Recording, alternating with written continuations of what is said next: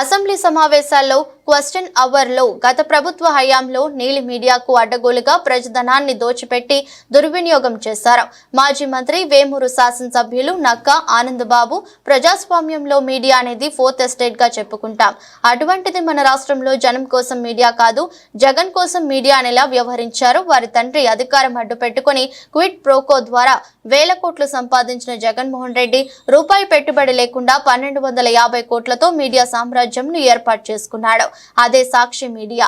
I dream అనే YouTube ఛానల్లో పనిచేసే వాసుదేవ్ రెడ్డిని డిజిటల్ కార్పొరేషన్ ఎండీగా కూర్చోబెట్టి వాళ్లకు దోచిపెట్టే సాక్షి మీడియాలో పనిచేసే సిబ్బందికి కూడా ప్రభుత్వ సొమ్మును జీతాలుగా చెల్లించారు. ఇవన్నీ పూర్తి స్థాయిలో విచారణ జరిపించాలి. దీని మీద సభా సంఘాన్ని నియమించి విచారణ జరిపి ఈ ఏదేళ్లలో జరిగిన దుర్వినియోగాన్ని వెలికి తీయాల్సిందిగా కోరుతున్నామని ఈ సందర్భంగా తెలిపారు. ప్రజాస్వామ్యంలో మీడియా అనేది ఫోర్త్ ఎస్టేట్ గా చెప్పుకుంటాం అధ్యక్ష.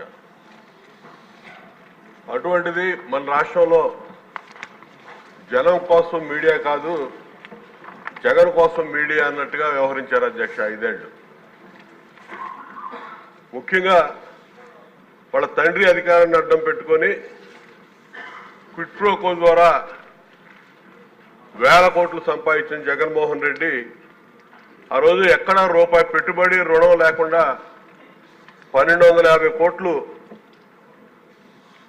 పెట్టుకొని ఒక మీడియా సామ్రాజ్యాన్ని ఏర్పాటు చేశాడు అధ్యక్ష. అదే సాక్షి మీడియా, అందరికీ తెలుసు అధ్యక్ష. ఆ సాక్షి మీడియా ద్వారా అధికారంలోకి వచ్చినాక అదే క్విడ్ ప్రోకోని కొనసాగిస్తూ సాక్షిని అడ్డాగా మార్చుకొని బ్లాక్ మనీని కూడా ప్రకటనల రూపంలో వైట్గా మార్చుకున్నాడు అధ్యక్ష. ప్రభుత్వంలో జరిగేటటువంటి కార్యక్రమాలు, ప్రభుత్వం ప్రకటనలు ఇచ్చేటప్పుడు గత ప్రభుత్వాన్ని విమర్శించడం అనేది ఎక్కడా ఉండదు అధ్యక్ష. వాళ్ళు ఏం చేస్తున్నారో చెప్తారు తప్ప గత ప్రభుత్వాన్ని విమర్శించడం కాదు. కానీ వీళ్ళు చేసే ప్రతి ప్రకటనలో కూడా 14 నుంచి 19 వరకు ఉన్నటువంటి చంద్రబాబు నాయుడు గారి ప్రభుత్వాన్ని విమర్శిస్తూ ఇచ్చిన ప్రకటనలకే ఇప్పుడు ప్రభుత్వం అందజేసిన లెక్కల ప్రకారం మొత్తం 5 ఏళ్లలో 859 కోట్ల పైచీలకు ఖర్చు పెట్టినట్టు ప్రకటనలు, వార్తాపత్రికల ప్రకటనలు ఖర్చు పెట్టినట్టు ఇప్పుడు వివరాలు ఇచ్చారు అధ్యక్ష. ఇంతేకాదు అధ్యక్ష, ఇక్కడ ఈ వార్తాపత్రికలు ఒక సాక్షి మీడియాకే 300 కోట్ల పైన ఖర్చు పెట్టారు అధ్యక్ష.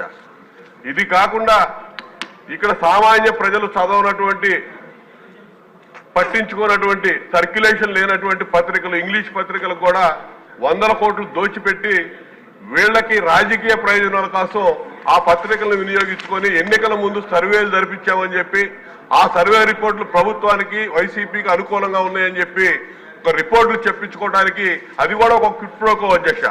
ఆ విధంగా 100 కోట్ల రూపాయలు ఆ రోజు దండుకున్నారు అధ్యక్ష ఈ పత్రికా ప్రకటన ద్వారా. ఇప్పుడు ప్రభుత్వం మంత్రి గారు ఇచ్చినటువంటి ఖర్చు అయితే కేవలం పత్రికలకు ఇచ్చినటువంటి ప్రకటనల ఖర్చు ఇచ్చారు అధ్యక్ష. ఇది కాకుండా డిజిటల్ కార్పొరేషన్ ఒకటి ఏర్పాటు చేసి దాదాపు 120 కోట్ల పైన ఆ కార్పొరేషన్ కి అప్పచెప్పారు అధ్యక్ష.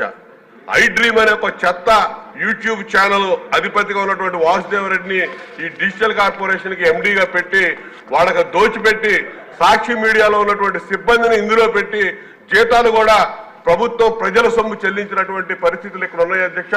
ఇవన్నీ కూడా పూర్తి స్థాయి విచారణ జరపాలి అధ్యక్ష. విచారణ జరిపితే గానీ ఎవరు, ఎందుకంటే భారతదేశంలో ప్రజాస్వామ్యంలో ఎవరు కూడా ఈ విధంగా పత్రికా ప్రకటనలు ఇవన్నీ ఒక ఎత్తు అయితే, నీలి మీడియా, కూలి మీడియాని అడ్డం పెట్టుకొని కొన్ని ఛానల్స్ కూడా 100 కోట్ల రూపాయలు దోచిపెట్టినటువంటి పరిస్థితులు ఉన్నాయి అధ్యక్ష. ఇవన్నీ వెలికి తీయాల్సిన అవసరం ఉంది. దీని మీద ఖచ్చితంగా సభా సంఘాన్ని నియమించి విచారణ జరిపి 5 ఏళ్ల కాలంలో చేసినటువంటి ఈ దుర్వినియోగం ఏదైతే ఉందో దీన్ని వెలికి తీయాల్సిన అవసరం ఉంది, ఆవశ్యకత ఉందని చెప్పి తమ ద్వారా మంత్రివర్యులకి విజ్ఞప్తి చేస్తున్నాను అధ్యక్ష. నేను సభా సంఘాన్ని వేసి విచారణ జరిపించి చర్యలు తీసుకోవాలని చెప్పి, వాస్తవాలన్నీ బహిర్గతపరచాలని చెప్పి ఈ సందర్భంగా తమ ద్వారా మంత్రివర్యులకి నేను విజ్ఞప్తి చేస్తున్నాను అధ్యక్ష.